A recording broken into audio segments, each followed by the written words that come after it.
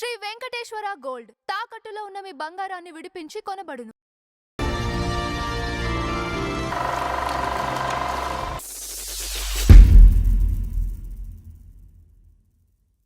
నమస్కారం నందం హరిచంద్ర గారు. నమస్కారం అజయబాబు గారు.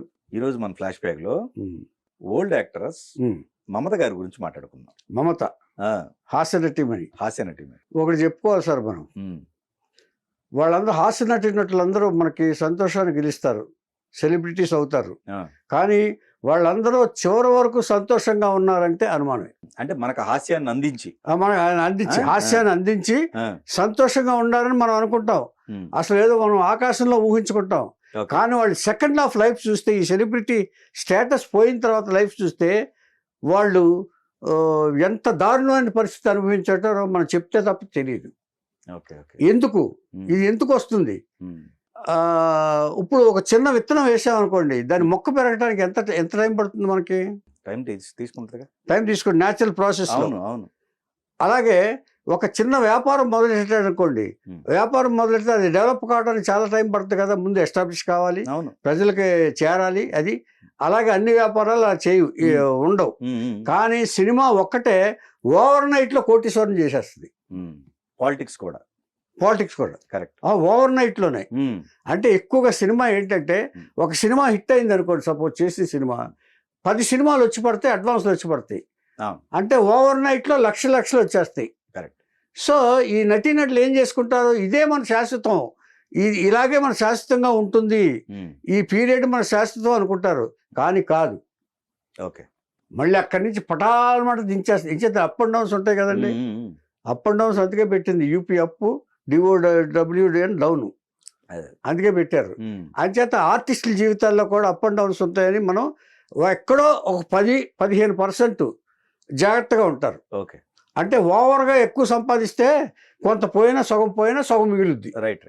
ఏది చాలా మంది, చాలా తక్కువ సంఖ్యలో, కానీ 100%లో దాదాపుగా 90% ఆఫ్ ది సెలబ్రిటీస్ బాధపడిన వాళ్ళే. ఓకే. ఎక్కడో ఊహో అని జీవితాన్ని వెళ్ళి, అలాంటి వాళ్ళల్లో మమత ఒకటి. ఓకే. ఇంతకు చెప్పొచ్చింది ఏంటంటే, వీళ్ళందరూ కూడా హీరోయిన్ అవుదామని వస్తారు, అవ్వాలనుకుంది అవరు. సరే, ఏ పాత్ర వస్తే ఆ పాత్ర చేసేస్తారు. 10 సినిమాల్లో అలా పాత్రలు వేసేటప్పటికి వీళ్ళకి ఏమవుతుందంటే అదే అలవాటు అయిపోద్ది, రిజిస్టర్ అయిపోతారు వాళ్ళు. ఏమండి? అలాగా 1953-54 ప్రాంతంలో జన్మించింది ఈవిడ. గుంటూరు. అక్కడ గుంటూరు. ఓకే. మనూరే. మాతేనాలండి. తండ్రి పేరు వెంకటేశ్వరరావు, రంగస్థల నటుడు. ఏమండి? కళాకారుడు అంటే చాలా ఇష్టం అతనికి. ఓకే. అందుకని స్కూల్తో చదువుతో పాటు ఈ నాటకాలన్నింటినీ నేర్పించి, నాటకాలకు తీసుకెళ్ళి ఆవిడకి నటన అంటే ఏమిటో తనే నేర్పి తను నటుడే కాబట్టి, రంగస్థలం అంటే ఇష్టం కాబట్టి ఇచ్చేసి, ఇదే కాకుండా ఎలాగైనా సరే అమ్మాయి అందంగా ఉంది కాబట్టి మెడ్రాస్ తీసుకెళ్ళి హీరోయిన్ చేయాలని చెప్పేసి మెడ్రాస్కి మకం మార్చాడు. మెడ్రాస్కి వెళ్ళి Kuchipudi dance academy Panagal park దగ్గర ఉంది, అక్కడే మహానటీమణులు అందరూ కూడా నాట్యం నేర్చుకుంది అక్కడే. హేమమాలిని, రేఖ, మంజు భార్గవి, ఇలాంటి వాళ్ళందరూ అక్కడ చేర్పించాడు మమతని కూచిపూడి డ్యాన్స్ నేర్చుకోమని. ఆ డ్యాన్స్లో వీళ్ళందరూ సహాధ్యాయులు, హేమమాలిని, రేఖ, మంజు భార్గవి ఆ డ్యాన్స్లో సహాధ్యాయులు. అంటే సినిమాకి ఏం కావాలి, ఏం బేసిక్ ఎలిమెంట్స్ ఏం కావాలనేది నటన, నాట్యం, పెర్ఫార్మెన్స్, అండర్స్టాండింగు ఇవన్నీ నేర్పించాడు. నేర్పించిన తర్వాత 1970లో ప్రతీకారం అనే సినిమాలో, ప్రతీకారం ఐ థింక్ సోమబాబు గారు హీరో, ప్రతీకారం అనే సినిమాలో చిన్న పాత్ర దొరికింది. ఏమండి? అది పెద్ద గుర్తింపు లేని పాత్ర. నెక్స్ట్ ఇన్స్పెక్టర్ భార్య అని 72లో కృష్ణ గారి సినిమాలో వచ్చింది. అక్కడ గుర్తింపు రాదా, ఏదో వేషాం అన్నట్టు, సినిమాలో వేషాం అని చెప్పుకోవడానికి, కృష్ణ గారి సినిమాలో వేసాం, సోమబాబు గారి సినిమాలో వేసాం అని చెప్పడానికి తప్ప లేదు. తర్వాత ఈ ఆర్టిస్టులు ఇందాక చెప్పడంలో ముందు మాటలో చెప్పాల్సింది ఒకటి ఉంది. ఈ ఆర్టిస్టులు అందరూ ఇందాక డబ్బు సంపాదిస్తారని చెప్పాను కదండి, కానీ వీళ్ళు పక్క మనుషులు నమ్మినంతగా బయట నమ్మరండి. అంటే నమ్మకం కలిగించటం, నమ్మి మోసపోవటంలో నిష్ణాతులు మన సినిమా ఆర్టిస్టులు. అంటే అంటే బయట వాళ్ళ ఇప్పుడు ఒక దగ్గర మీ దగ్గరికి చేరాలంటే మీ దగ్గర నుంచి ఏదైనా ఆశించే కదా మేము చేరేది. ఒక మేనేజర్గా చేయనివ్వండి, లేకపోతే మీ అన్ని ఎవరో ఒకటి నమ్మాలి డేట్స్ కోసం. కరెక్టే. ఎవరో ఒకళ్ళు మేనేజర్నో లేకపోతే ఒక సెక్రటరీనో పెట్టుకుని తీరాలి. అవును, నమ్మి తీరాలి. నమ్మినప్పుడు పేమెంట్స్ కూడా అటు వెళ్తూ ఉంటాయి. అది వాళ్ళు ఇచ్చిందే, వాళ్ళు చెప్పింది, వాళ్ళు ఇచ్చిందే నమ్మాలి నటినట్లు. అంతేగా మరి. అంటే నమ్మకం వల్ల కూడా మోసపోయిన వాళ్ళు కూడా సెలబ్రిటీస్ ఉన్నారని చెప్పడమే నా ఉద్దేశం. అందరు కాకపోవచ్చు, అందరు కాకపోతే కొంతమంది జాగ్రత్తగా ఉంటారు, కొంతమంది ఇదిలో ఉంటారు. ఏమండి, తర్వాత ఈ డబ్బు రాగానే మనం మనం అందరి మందికి సాయం చేయాలని, బంధువులందరికీ హెల్ప్ చేసేయాలి, మన వల్ల ఉపయోగపడాలి అని చెప్పి అనేసుకుంటారు. వీళ్ళు ఓవర్ నైట్ డబ్బు రాగానే అలాగా ఆ డబ్బు విచ్చలవిడిగా పంచిపెట్టింది మమత. అందుకని ఈ డేటర్ స్టైల్కి అది ముందు చెప్తున్నా, ఈ నమ్మకం చెప్పి చాలా మంది నమ్మి మీరు ఇందాక first half second half life లో దెబ్బతిన్నా అన్నట్లు. అది ఈ ఫస్ట్ హాఫ్ లో చాలా మంది నమ్మింది, చాలా బాధ్యతలు నెత్తి మీద వేసుకుంది. ఇప్పుడు వీళ్ళు ఏంటంటే చాలా మంది వదిలేస్తారు కదా. ఈ ఆడపిల్లలు ఏం చేస్తారంటే కుటుంబం అయితే కొంచెం ఎక్కువ మమకారం పెంచుకుంటారు. బ్రదర్స్ని, తమ్ముళ్ళు కానివ్వండి, తమ్ముడికి పెళ్లి చేయటం, మళ్ళీ భార్య వేస్తే ఆ భార్యకి మళ్ళీ చూడటం, వాళ్ళ పిల్లలకి చూడటం, వాళ్ళ చదువులు చదివించడం, తర్వాత ఇది అవంగానే ముందు చేరిపోతారు పక్కనే. మా అమ్మాయిని పెద్ద స్టార్ అని. ఆ అమ్మాయి ఏ పాత్రలు వేసినా కానీ స్టార్ అనుకుంటారు వీళ్ళు, మన కామన్ బంధువులు. అలాగా ఇన్స్పెక్టర్ భార్య వేసింది. ఏమండి, అయిన తర్వాత అక్కడ కూడా గుర్తింపు రాల.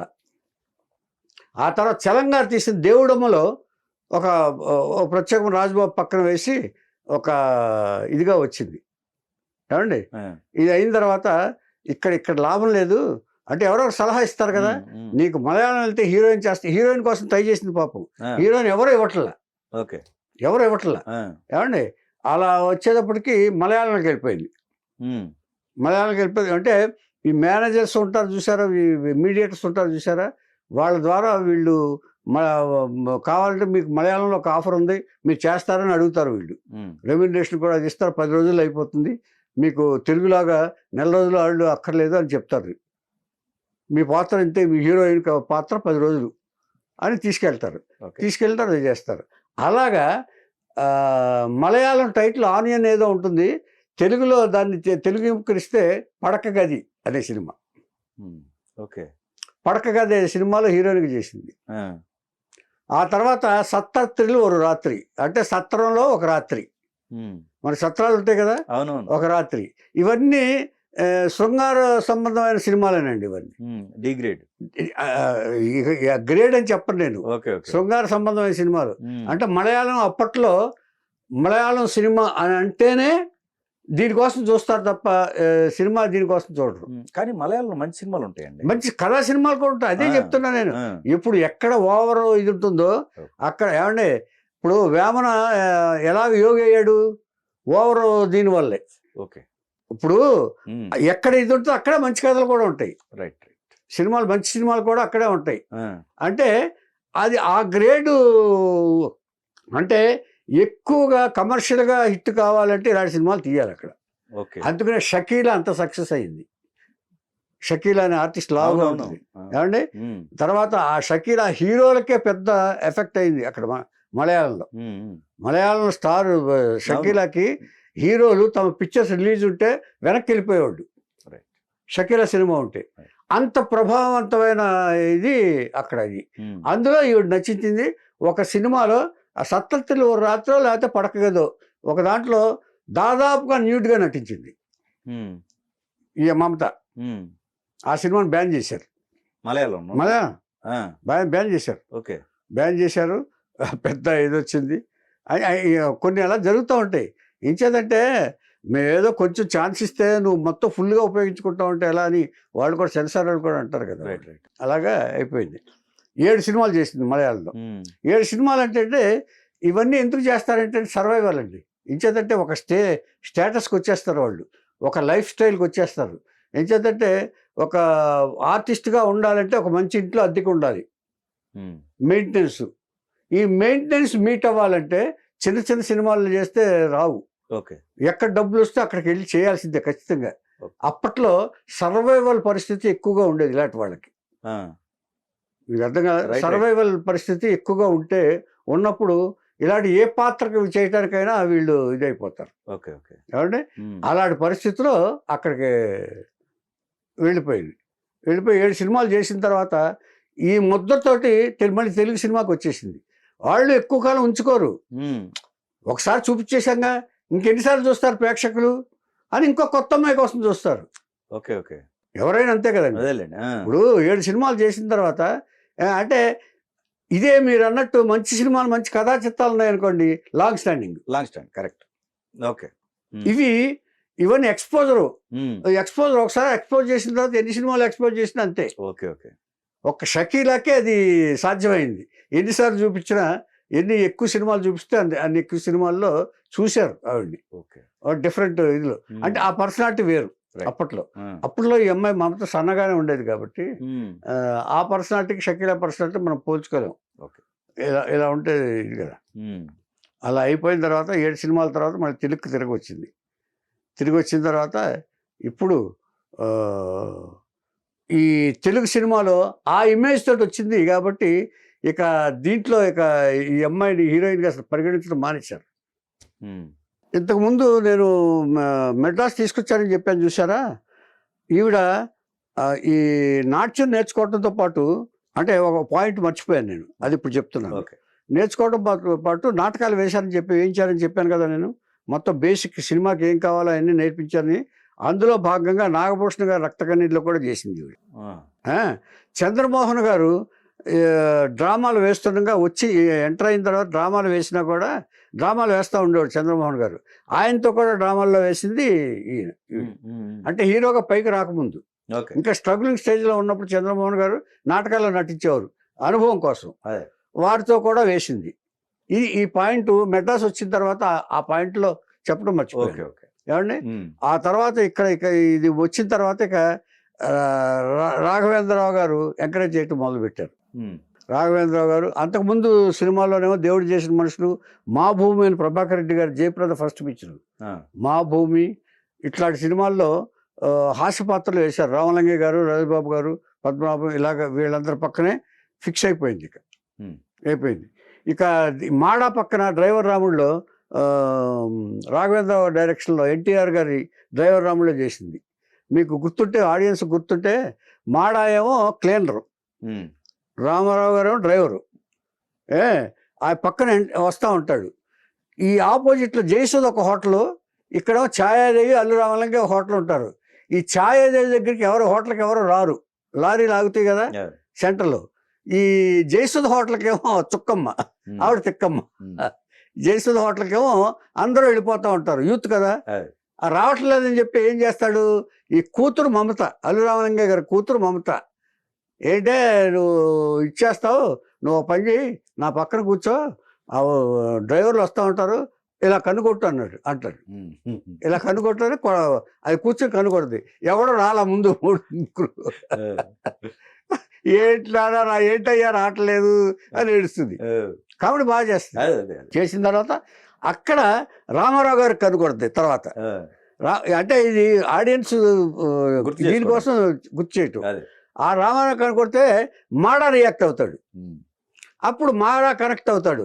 ఈ హోటల్ పక్కన అద్దెకి చేరి తడికి కన్నం పెట్టేసి దాంట్లో ఒక క్యాలెండర్ పెట్టేసి ఈ అమ్మాయితో మాట్లాడుతూ ఇది ఇక వీళ్ళిద్దరు లవ్లో పడతారు. ఇది అంటే ఆ కన్ను కొట్టే క్యారెక్టర్ అంటే గుర్తొస్తుంది అంటే అది చెప్తే అయిన తర్వాత చాలా సినిమాల్లో ఇలా వరుస సినిమాల్లో చేస్తూ ఉంటుందండి. ఇక వేటగాడిలో కూడా రాఘవేంద్రరావు గారు బాగా ఎంకరేజ్ చేశారు ఆవిడ్ని. రాళ్లపల్లి గారితో చేసింది. అందరు హీరోయిన్, అందరు హాస్య నటులతోటి చేసిందండి. అంటే ఈ జనరేషన్ తప్ప ఆ జనరేషన్ ఏమండి. అయిన తర్వాత ఈవిడ ఎక్కువగా బంధువులకి సహాయపడటం వల్ల ఫైనాన్సెస్ అన్ని కరిగిపోయినాయి. రాను సినిమాలు తగ్గిపోయినాయి. దానికి మెయిన్ కారణం ఏంటంటే 90s మొత్తం సినిమాలన్నీ, సినిమా పరిశ్రమ హైదరాబాద్కి వచ్చేసింది. షూటింగ్లు అన్నీ హైదరాబాద్కి వచ్చేసి. ఓకే. ఈవిడ ఏం చేసిందంటే నేను చెప్పాను కదా, డబ్బింగ్ మీద ఆధారపడింది. కొంత వాయిస్ బాగుంటుంది, చాలా వాయిస్ బాగుంటుంది. చాలా క్యారెక్టర్కి, అమ్మ క్యారెక్టర్కి కానివ్వండి, అక్క వాళ్ళకి, అది వదిన క్యారెక్టర్లకి డబ్బింగ్ చెప్పేది ఈవిడ. డబ్బింగ్లో బాగా పాపులర్ అయ్యాడు. ఆ డబ్బింగ్ ఇన్ఛార్జీలందరూ ఈవిడ్ని తీసుకెళ్ళి వాయిస్లు బాగా చెప్పేవాళ్ళు. అంటే స్పష్టత, భాష శుద్ధి, వాక్ శుద్ధి అన్నీ ఉన్నాయి మమత గారికి. ఆ వాయిస్ వింటే చాలా డ్రామాటిక్ వాయిస్ కూడా, డ్రామా కూడా బాగా పండించగల వాయిస్. అలా చెప్తుండగానే అలవాటు అయిపోయింది అక్కడ. అంటే ఇప్పుడు ఈ నటిగా కాకుండా డబ్బింగ్ చెప్తే తప్ప సంసారం గడవని పరిస్థితి వచ్చేసింది. ఒక పక్కన తమ్ముడు చదవమంటేనే వాడు చదవడు. ఈ సినిమా దీనివల్ల అసిస్టెంట్ డైరెక్టర్గా చేరాడు. అసిస్టెంట్ డైరెక్టర్గా ఏమిస్తారండి జీతాలు? అప్పట్లో 2-3 సినిమాలు అప్రెంటిస్గా ఊరికే ఫ్రీగా చేయాలి. ఇప్పుడంటే డబ్బులు ఇస్తున్నారు కదా. ఇదివరకు మేమందరం ఫ్రీగా చేశాను. నేను 3 సినిమాలు చేశాను డబ్బులు లేకుండా. ఇప్పుడు కూడా అంతే ఉంది. అప్రెంటిస్ కష్టాలు నిజమేనా? ఇప్పుడు కూడా ఉంది. ఇప్పుడు డబ్బులు ఇస్తారంటారు? లేదండి. సరే, ఓకే. ఇది అంటే మనం సినిమా వాళ్ళగా మనం బాగా ఇదిగే క్రేజ్గా ఉంటాం, కానీ మనం పడే కష్టాలు మనం తెలియదు చాలా మందికి. తెలియదు. అవును, చాలా ఉంటాయి. అంటే పీత కష్టాలు పీతే, శీత కష్టాలు సీత అన్నట్టుగా ఉంటుంది అన్నమాట. ఏం చేద్దంటే సెలబ్రిటీస్ లెవెల్ స్టాండర్డ్, హై స్టాండర్డ్స్కి వెళ్ళినా కూడా వాళ్ళ కష్టాలు వాళ్ళకే ఉంటాయి. కరెక్ట్. వాళ్ళకంటే మేనేజబుల్. ఏం చేద్దంటే వాళ్ళ మీద ఆధారపడిన వాళ్ళకి అందరినీ పోషించాల్సి వస్తుంది. ఎంత చెట్టుకి అంత గాలి అన్నట్టుగా. ఏమండి, తర్వాత ట్యాక్స్ ప్రాబ్లమ్స్ ఉంటాయి. ఏమండి, తర్వాత వీళ్ళు అనేటప్పటికి డొనేషన్స్కి ఎక్కువ వస్తూ ఉంటారు వీళ్ళకి. ఉంటాయండి, మీకు అర్థం, ఈ కష్టాలు ఉంటాయి. అలాగా ఈవిడ ఏం చేసిందంటేనండి, చేసింది అలాగా మన బంధువులందరికీ ఎవరి కష్టాల్లో ఉంటే వాళ్ళకి హెల్ప్ చేసేసి డబ్బులు ఇచ్చేసింది. పెళ్ళిళ్ళు చేసింది, నగలు కావాలంటే నగలు ఇచ్చేసింది. ఇలా చేసేటప్పటికి ఆఖరికి వచ్చేటప్పటికి తను హైదరాబాద్ షిఫ్ట్ అవుతుందని అనుకోరా. ఇక్కడ ఇండస్ట్రీ ఉండుంటే బాగానే ఉండేది, ఏదో క్యారెక్టర్ వేస్తూ ఉండేది. సడన్గా మొత్తం షూటింగ్లన్నీ హైదరాబాద్ వెళ్ళిపోయింది. చెన్నై నుంచి వెళ్ళిపోయి షూటింగ్లు అక్కడ జరుగుతున్నాయి. పోస్ట్ ప్రొడక్షన్ ఇక్కడ జరిగినా, మెడ్రాస్లో జరిగినా షూటింగ్లన్నీ మొత్తం అక్కడ. ఎందుకంటే వాళ్ళు 7% ఏదో ట్యాక్స్ ఇది ఉంది కదా, అందుకని అక్కడ సర్టిఫికేట్ కావాలి, అందుకని వెళ్ళిపోయింది. ఏదైనా ప్యాచ్ వర్క్ ఉంటే ఇక్కడ చేస్తున్నారు తప్ప. అలాగే సినిమాలు తగ్గిపోయినాయి. సినిమాలు తగ్గిపోతే ఈవిడ కరెక్ట్గా వెళ్ళాలంటే షిఫ్ట్ అవ్వాలంటే డబ్బులు లేవు. అక్కడ అద్దె తీసుకోవాలి, అంటే ఒక స్టాండర్డ్ అయిన ఇల్లు తీసుకోవాలి. నటిమని అంటే ఎంత చెడ్డ అంతే కదా, ఒక ఆర్టిస్టే కదా, సెలబ్రిటీ కదండి. అక్కడ అద్దె తీసుకోవడానికి డబ్బులు లేక, ఇవన్నీ లేక ఇక్కడే ఉండిపోతాం. ఇక్కడ ఉంటే డబ్బింగ్లు చెప్పచ్చు. సీరియల్స్ డబ్బింగ్ ఉంది, తమిళ సినిమాల డబ్బింగ్ ఇక్కడే జరుగుద్ది మెడ్రాస్లోనే. తమిళ నుంచి తెలుగు డబ్బు చేస్తే ఇక్కడే డబ్బింగ్ జరుగుద్ది. తర్వాత సీరియల్స్లో కూడా బాగా డబ్బింగ్లు, అందరూ డబ్బింగ్లే. అది బాగా బిజీ అయిపోయింది. కొంచెం కష్ట నష్టాల నుంచి బాగా ఇదైపోయింది. కానీ ఈవిడికి ఒకరితో సహజీవనం చేసేది. ఈవిడ పెళ్లి చేసుకోలే, ఈవిడ పెళ్లి అవలా. కుటుంబం లేకపోతే ఏముంటుందండి? అంటే బంధువులు వరకే చూసుకున్నారు ఈవిడ. బంధువుల వరకేనంటే ఆర్టిస్ట్ అయిన తర్వాత ఈ మన మిడిల్ క్లాస్ ఫ్యామిలీస్ మొత్తం వచ్చి పడతారు కదండి. అదేలే, అమ్మా నువ్వు బాగున్నావు కదమ్మా, మాకు చేయండి అమ్మా అని అంటా వస్తూ ఉంటారు. అది అప్పుడు కాదనలేని పరిస్థితి ఉంటుంది, మొహమాట పరిస్థితి. అట్లా చేస్తారు తప్ప. అంటే అంత రిజిడ్గా నేను చేయను, నేను ఏమన్నా పో, నా దగ్గర ఉన్నా కూడా ఏమన్నా అని అనలేరు వీళ్ళు. పైగా ఆడపిల్లలు, మగాడైనా అంటాడు, ఆడపిల్లలు. అలాగనేటప్పటికీ మెడ్రాస్ వెళ్ళిపోయేటప్పటికి ఇక్కడ డబ్బింగ్ కోసం ఇక్కడ ఉండిపోయింది. డబ్బింగ్ కోసం ఇక్కడ ఉంటున్నప్పుడు ఈ డబ్బింగ్ సంబంధించితోనే ఒక ఎంకరేజ్ చేసేవాడు ఆయన, ఒక రైటర్. ఆయన చనిపోయాడు సడన్గా. ఆయన చనిపోయిన తర్వాత అండపోయింది. ఇన్ఛార్జ్ కాదు, రైటర్ అని కమ్ము. ఆయన సడన్గా చనిపోయేటప్పటికి ఆయన సపోర్ట్ ఇచ్చేవాడు ఫైనాన్షియల్గా, అది పోయింది. ఇక పెళ్లి చేసుకోలేదు. ఇప్పుడు ఆయన ఉన్నారు కదా అని చెప్పి పెళ్లి చేసుకోలేదు. ఆయన సడన్ గా పోయాడు. ఇంకేం చేస్తుంది? ఇప్పుడు తనకు తను బతకాల్సిన పరిస్థితి వచ్చింది. ఇప్పుడు తను బాగా ఎంకరేజ్ చేసినప్పుడు ఈర్ష్యపడేవాళ్ళు కూడా ఉంటారు కొంతమంది. త్వరతో ఇప్పుడు మేము పిలిచినా కూడా అటే వెళ్ళావు కాబట్టి నువ్వు, మేము ఇచ్చేస్తున్నాం అని చెప్పి కొంతమంది ఈర్ష్యతోటి, కొంతమంది దీంతో ఆవిడ పిలవటం మానేశారు డబ్బింగ్లు కూడా. దాంతో ఫైనాన్షియల్ ఇబ్బందులు బాగా వచ్చేసింది. ఇతను అసిస్టెంట్ డైరెక్టర్గా చేస్తుంటే ఏమీ లేదు. ఆ తమ్ముడు అప్పుడప్పుడు ఆ డబ్బింగ్కి వెళ్ళి ఆ రైటింగ్ నేర్చుకున్నాడు. అక్కడక్కడ వెళ్ళి అతను ఏదో కొంత తెస్తూ ఈవిడ కంప్లీట్ ఇంట్లో కూర్చోవటం అయిపోయింది. ఇంకా ఎవరో పిలిచేవాళ్ళు లేరు, ఆర్టిస్ట్గా ఇది లేదు. దీంతో కంప్లీట్ ఇంట్లో ఉండిపోయిన తర్వాత ఇప్పుడు తమ్ముడు ఏం చేశాడు, తమ్ముడు పెళ్లి చేసింది, వాళ్ళ పిల్లలు చదివించింది, అంతా అయిపోయింది. ఇప్పుడు మొత్తం ఫైనాన్సెస్ అన్నీ ఆరిపోయింది. బ్రతకాలే ఉంటుందండి. అవును, ఇచ్చేదంటే ఇన్కమ్ ఉంటేనే కదా ఈ పెరిగేది, ఈ బ్యాలెన్స్ అయ్యేది. బ్యాలెన్స్ అలా కంప్లీట్ స్టాప్ అయిపోయింది ఇన్కమ్ ఆవిడకి. ఈ డబ్బింగ్లు కూడా స్టాప్ అయిపోయింది. ఆ తర్వాత డబ్బింగ్లు కూడా తగ్గిపోయినాయి. తర్వాత వాయిస్ ఏజ్ పెరిగే కొద్ది వాయిస్ తేడా వచ్చేస్తుంది కదా, అంచేత ఎక్కువ వాయిస్లు చెప్పించరు ఇక్కడ. ఏజ్ 50 అబవ్ వచ్చేటప్పటికి వాయిస్లో చేంజ్ వచ్చేస్తుంది. అలాగా కూడా తగ్గుదల వచ్చేసింది డబ్బింగ్లో కూడా. ఇటు సినిమాలు లేవు, అటు డబ్బింగ్ లేవు. భగవంతుడు అటు హైదరాబాద్ వెళ్ళడానికి ధైర్యం లేవు, డబ్బులు లేవు. అంటే హైదరాబాద్ వెళ్తే సినిమాలు వస్తాయని గ్యారంటీ లేదు. ఎవరు ఉన్నోళ్ళు బాగా పర్లేదు కానండి, సినిమాలు వస్తాయని గ్యారంటీ లేదు.